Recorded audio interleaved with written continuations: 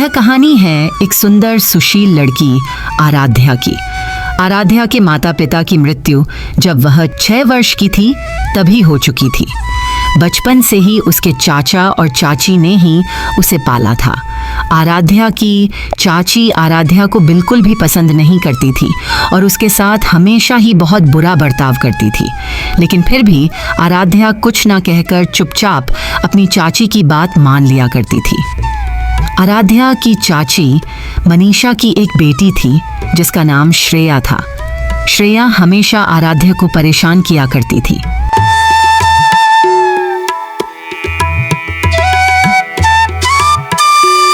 सुबह का समय है, आराध्या किचन में खाना बना रही होती है। तभी श्रेया वहां पर आ जाती है। तू किस चीज की सब्जी बना रही है? दीदी, मैं कद्दू की सब्जी बना रही हूँ। श्रेया गुस्से से चिल्लाते हुए कहती है, मैंने तुझे कहा था कि आज मुझे आलू के पराठे खाने हैं, फिर तूने आलू के पराठे क्यों नहीं बनाए? यह कहकर श्रेया आराध्या को एक चांटा लगा देती है। आराध्या की आंखों में आंसू थे, लेकिन वह कुछ नहीं बोली। अब उसे इस प्रताड़ना की आदत लग चुकी थी। दीदी, मुझे माफ कर दीजिए, मैं भूल गई थी। मैं अभी आपके लिए आलू के पराठे बना लेती हूँ। आराध्या दरी से में हुई श्रेया के लिए पराठे बना लेती है।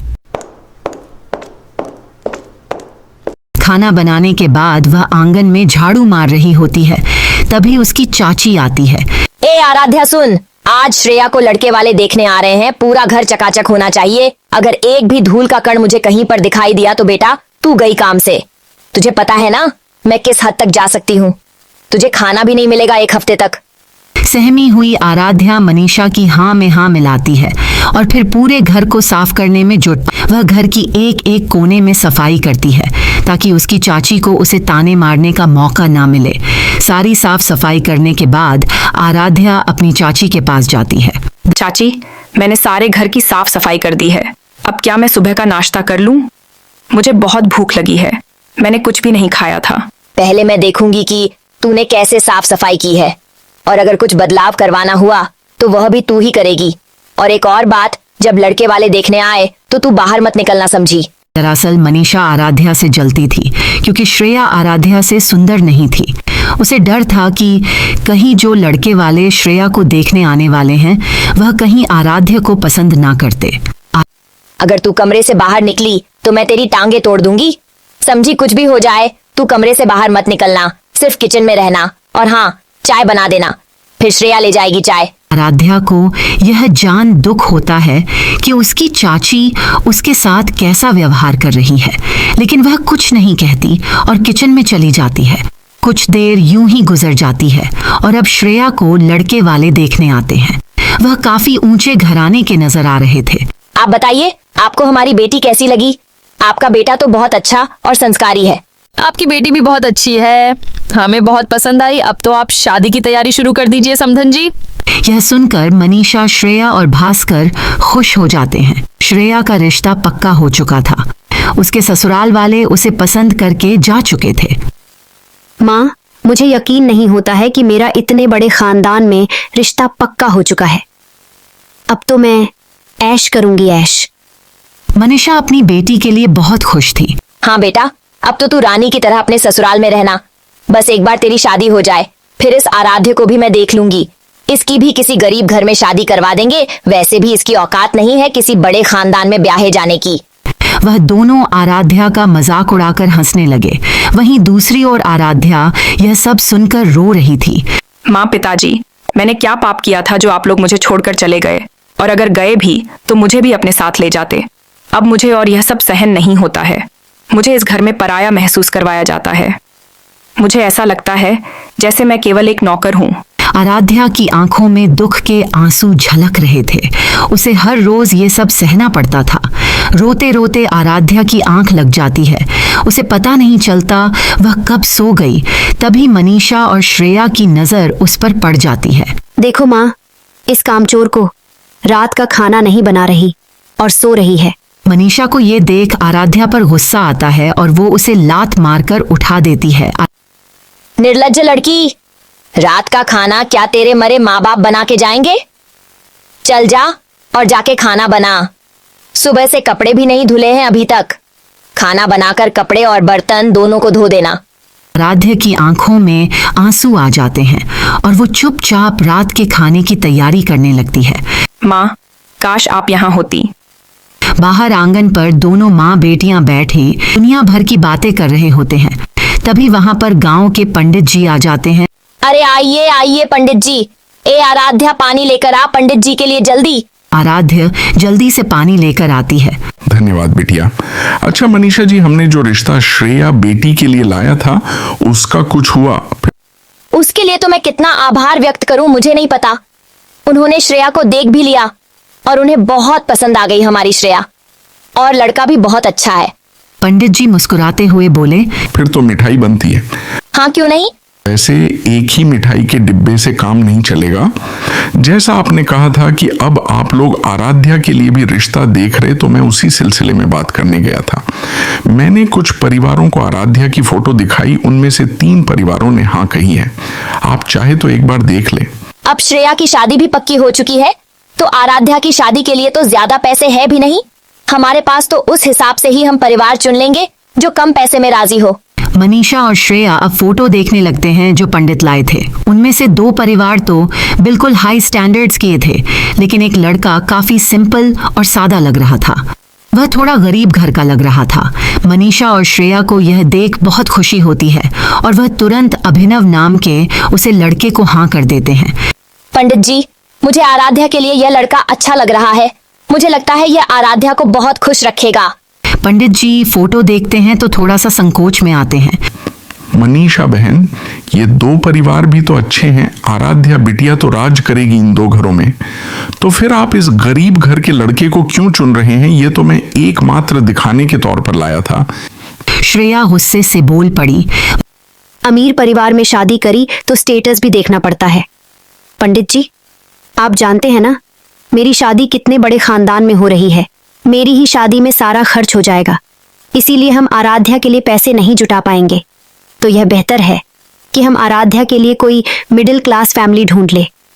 उनकी हमसे ज्यादा उम्मीदें भी नहीं रहेगी। जितना बड़ा परिवार उतनी ज्यादा उम्मीदें होती हैं। ठीक है, जैसा आप लोगों को ठीक लगे। मैं आप लोगों के मामले में कुछ नहीं कहना चाहता। वैसे ये अभिनव का परिवार बहुत ही ज्यादा गरीब है। पास के गांव में ही ये रहते हैं। लोगों का कहना है कि ये कभी कभी अपने घर को छोड़कर, पहाड़ियों पर उनका एक घर है, वह वहां जाते हैं। आपने बहुत अच्छा किया है हमारे लिए यह रिश्ता ढूंढ के, आपका धन्यवाद। लेकिन अब हम अपने तरीके से लड़का पसंद करना चाहते हैं। ठीक है, फिर मैं चलता हूँ। मनीषा पंडित जी को कुछ दक्षिणा देता है और पंडित जी वहां से चले जाते हैं। चलो अच्छा है, इस मूर्ख लड़की के लिए भी रिश्ता मिल गया।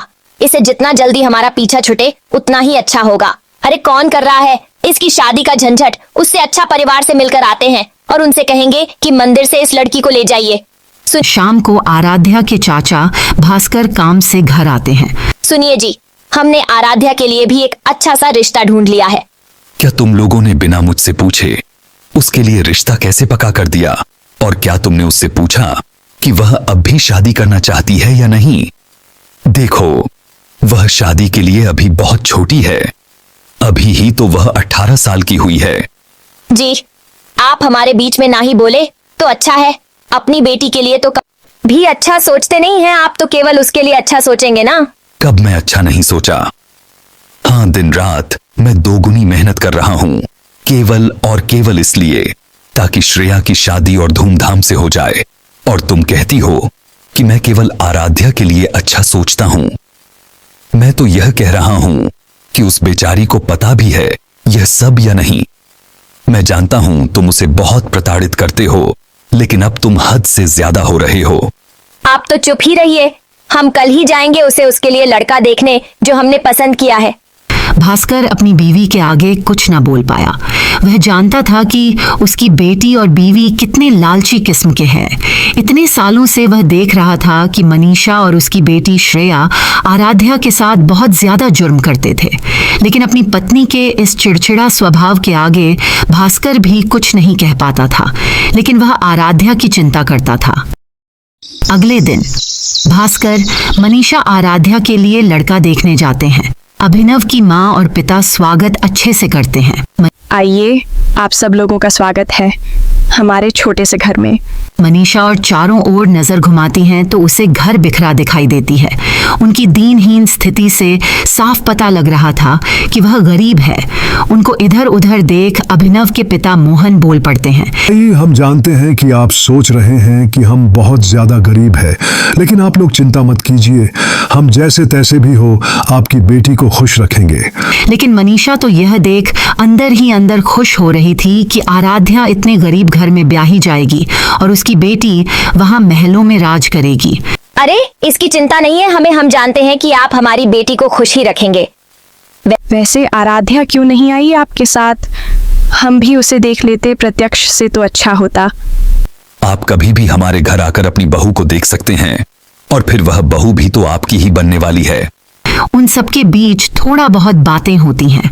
वैसे आपका बेटा अभिनव करता क्या है और वह है कहाँ? तब लक्ष्मी देवी अपने बेटे को आवाज लगाती है और वह कमरे से बाहर आता है। नमस्ते, मेरा नाम अभिनव है। अरे अभिनव, बेटा तुम इतना घबरा क्यों रहे हो? अब तो तुम हमारे घर के जमाई हो। अभिनव यह सुन मुस्कुरा देता है। बेटा तुम करते क्या हो? चाचा जी, मैं यही पास ही में एक छोटी सी फैक्ट्री है, वहां पर काम करता हूँ। अच्छा फिर ठीक है, कुछ ना कुछ तो करते ही हो तुम। हमारा सारा घर का खर्च हमारा बेटा ही उठाता है। यह सुन मनीषा मन ही मन सोचती है, अच्छा है कि घर का सारा खर्च अभिनव ही उठाता है, और उनकी स्थिति देखकर तो ऐसा लगता है जैसे 3 वक्त का खाना भी ठीक से नसीब नहीं होता होगा। हमें आपका बेटा बहुत पसंद आया, हम रिश्ता पक्का समझें। आप आराध्या का रिश्ता पक्का हो जाता है बिना आराध्या के जाने। वह बेचारी कुछ भी नहीं जानती थी इस बारे में। तब रात को था। आराध्या बेटा, हम तुमसे एक बहुत गंभीर बात करने जा रहे हैं। शायद तुम्हें हमारी बात पसंद ना आए, लेकिन हमने तुम्हारे लिए एक फैसला लिया है। कैसा फैसला चाचा जी? भास्कर दिल पर पत्थर रखकर बोलता है, बेटा हमने तुम्हारे लिए एक रिश्ता पक्का किया है। लड़की वालों ने हां कर दी है तुम्हारे लिए, और अब श्रेया की शादी के साथ साथ तुम्हारी भी शादी करवा देंगे। यह सुनकर आराध्या को बहुत बड़ा धक्का लगता है। मेरे साथ इतना बड़ा जुल्म हुआ, लेकिन मैंने कभी किसी से कुछ भी नहीं कहा। मैंने कोई शिकायत नहीं की, लेकिन आप इतना बड़ा फैसला कैसे ले सकते हैं? कल मोही तुझे 18 साल झेल लिया, अब और नहीं झेला जाता। चुपचाप से शादी के लिए हाँ कर दे, वरना जबरदस्ती करना हम भी जानते हैं। आराध्या अपनी चाची के सामने कुछ न बोल पाई और उसने चुपचाप शादी के लिए हाँ कर दी, क्योंकि वह जानती थी कि उसका इस दुनिया में कोई भी नहीं है अपना जो उसे इस जाल से बचा सके। तो इसे अपनी किस्मत ही मानकर उसने हाँ कर दी। वह किस्मत के दबाव के आगे हार चुकी थी। कुछ दिनों बाद श्रेया और आराध्या दोनों की शादी हो जाती है। यहाँ से एक श्रेया बहुत ही बड़े घर में ब्याही गई थी, वहीं आराध्या की शादी ऐसे घर में करवाई गई थी जहाँ शायद 3 वक्त की रोटी मिलना भी बहुत मुश्किल था। आराध्या अब अपने ससुराल आ गई। आराध्या सुबह ना धोकर रसोई में जाते हैं। आप यहाँ क्या कर रहे हैं? आप यहाँ से जाइए, खाना मैं बना दूंगी। लक्ष्मी अपनी बहू को देख मुस्कुराती है। अरे बहू, मुझे लगा कि तू कल से थकी हुई होगी, इसीलिए आज खाना मैं ही बना दूं। अब तू आ ही गई है तो चल आजा, दोनों साथ में खाना बनाते हैं। दोनों सास बहू मिलकर खाना बनाने लगते हैं। आराध्या के लिए यह प्यार भरा व्यवहार पहली बार था। ऐसा पहली बार था जब उसके साथ किसी ने इतने प्यार से बात की हो। उसे बहुत ही अच्छा महसूस हो रहा था। पहली बार उसे लगा जैसे उसने बहुत अच्छा किया जो उसने शादी के लिए हाँ कर दी। कम से कम अब वह उस 4 दीवारी जैसे जेल के अंदर से छूट करके यहाँ खुली हवा में सांस तो ले पा रही थी। मैं हमेशा से चाहती थी कि मेरे घर में मेरे बेटे के लिए एक बहुत ही सुशील, गुणवान, सुंदर और अच्छी बहू आए। और बेटा, मुझे तुम में वही गुण नजर आ रहे हैं। माँ जी, गुण का तो पता नहीं, लेकिन मैं पूरी कोशिश करूंगी कि मैं आप सभी लोगों को खुश कर पाऊं, क्योंकि अब आप लोग ही तो मेरी जिंदगी हो। शाम को अभिनव से घर लौटता है। मामा, आज मुझे सैलरी नहीं मिली, मुझे माफ कर दीजिएगा। मैं घर के लिए राशन नहीं ला पाऊंगा आज। यह सुनकर सास बहू थोड़ा चिंता में आ गए। अब क्या होगा, आप क्या करेंगे? हमारे घर में तो राशन खत्म हो चुका है, रात के खाने के लिए कुछ भी नहीं बचा है। आराध्या को यह जान काफी दुख होता है। माँ जी, मेरे पास यह सोने की अंगूठी है। यह एकमात्र सोना है जो मेरे पास है। यह मेरे चाचा जी ने मुझे चुपके से दिया था, कहते हुए कि मेरे माता पिता ने यह मेरे लिए छोड़ी थी। आराध्या ऐसा कहकर वह अंगूठी अपने सास को दे देती है। यह हमारी मुश्किल वक्त में काम नहीं आएगी तो कब काम आएगी? जी, हमें एक छोटा सा ठेले का व्यापार करना चाहिए। मुझे पराठे बहुत अच्छे से बनाने आते हैं। इससे जो भी पैसे मिलेंगे उससे हम एक ठेला और पराठे बनाने के लिए कुछ सामान खरीद लेंगे। लक्ष्मी, मोहन और अभिनव तीनों को आराध्या पर बहुत गर्व होता है। हमें बहू नहीं, हीरा मिला है। हीरा? अरे, कोई इंसान इतना अच्छा कैसे हो सकता है? बेटा, तुम्हारे माता पिता की आखिरी निशानी थी, हम इसे नहीं भेज सकते। किंतु यदि अंगूठी नहीं बेचा तो फिर आज का रोशन कैसे आएगा? और फिर अभिनव जी को भी उस फैक्ट्री में काम करने की जरूरत नहीं पड़ेगी। हम दोनों साथ में ही काम कर लेंगे। नहीं नहीं, तुम चिंता मत करो, आज के खाने का बंदोबस्त हो जाएगा, लेकिन तुम अपनी अंगूठी वापस रखो। लक्ष्मी आराध्या को अंगूठी वापस दे देती है। माँ जी, अपने अंगूठी दे तो दी है, लेकिन अब हम लोग क्या करेंगे? लक्ष्मी और अभिनव मुस्कुराने लगे। आराध्या को उनका ये स्वभाव अटपटा लगा। माँ, मुझे लगता है कि आराध्य वैसी ही बहू है जैसा आप चाहती थी। हाँ बेटा, सही कहते हो। बहू, हम लोग तेरी परीक्षा ले रहे थे और तू उसमें पास तो हुई ही, बल्कि तूने ये भी साबित कर दिया कि तू मुश्किल समय में भी परिवार जोड़ना जानती है, चाहे कोई भी परेशानी आ जाए। इससे पहले कि आराध्या कुछ समझ पाती, उसकी सास अपने कमरे में जाती है और वह एक सुंदर साड़ी लेकर आती है। ये ले बहू, इसे पहन ले। जल्दी कर, अभी हुए अपने असली घर भी जाना है। माँ जी, आप क्या कह रहे हैं? मुझे तो कुछ समझ नहीं आ रहा। और असली घर मतलब? क्या ये आप लोगों का असली घर नहीं है? आराध्या, तुम्हें सब बताएंगे। अब फटाफट से माँ की दी साड़ी पहन कर आओ। आराध्या बहुत ज्यादा कंफ्यूज थी, पर फिर वह उस साड़ी को पहन लेती है। बहुत सुंदर लग रही हो। ये सुन आराध्या थोड़ा शर्मा जाती है। अभी चले? अब अभिनव एक कॉल घुमाता है और कुछ ही पलों में वहां पर एक गाड़ी आ जाती है, जिसे देख आराध्या दंग रह गई। ये किसकी गाड़ी है? आप लोगों ने बुक की है क्या? ये तो बहुत महंगी लग रही है। बेटा, ये तुम्हारी ही गाड़ी है। मेरी? ये सब क्या चल रहा है, कोई बताएगा? देखो आराध्या, हम लोग गरीब नहीं हैं, हमारा अरबों का बिजनेस है। We are the number 1 businessman in the Asia. Businessman? हाँ बहू, हम तुम्हारी परीक्षा ले रहे थे। कोई भी हमारे बारे में जानता नहीं है क्योंकि हमने अपनी पहचान छुपाई हुई है। बस हम हर साल यहाँ कुछ महीनों के लिए आते हैं। देख, तुझे तेरे ससुर जी दिख रहे हैं कहीं? अरे हाँ, बाऊजी कहाँ है? पापा शादी के तुरंत बाद ही दुबई चले गए थे। उनकी एक इम्पोर्टेंट क्लाइंट के साथ मीटिंग थी। मुझे तो ये सब सपना लग रहा है। आराध्या सपने में भी नहीं सोच सकती थी कि वह इतने बड़े खानदान में शादी करके आई है, जहां उसकी चाची और बहन दिन भर उसे सताते थे, वहीं एक उसका ससुराल जो उससे इतना प्यार करते हैं। खैर, वो तो खुश थी। उसकी किस्मत ने 80 डिग्री टर्न ले लिया था। अब दोनों आराध्य को अपना क्रूज वाला घर भी दिखाते हैं। ये जहाज भी आपकी ही है क्या? हाँ, ये भी हमारी ही है और अब से तुम्हारी भी। वैसे तो हमारे कई घर है, उनमें से एक खास घर ये भी है। ये तो अंदर से भी काफी सुंदर है। वहीं दूसरी ओर अनिल जी, आप फिर से शराब पीकर आए हैं ना? आपको कितनी बार मना किया है मैंने? तू कौन होती है मुझे समझाने वाली?